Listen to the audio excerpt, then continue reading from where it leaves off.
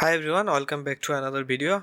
In this video I'll show you how you can upload a PDF file to your Shopify store and show this file to your visitor. So if you don't have any Shopify store, just scroll down to this video and click on the description link or on the pinned comment link to get 3-month free Shopify trial. And if you already have a Shopify store, just head over to this content section and then files. Here you can see all the files of your website and you can upload the files.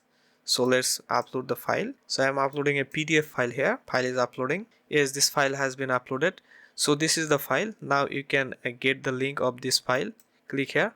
So we have the link. If you paste this link on your tab, it will show the PDF file. So this is the PDF file. To add this PDF file to your content, you can use the link. So I am just adding this PDF file to my menu option.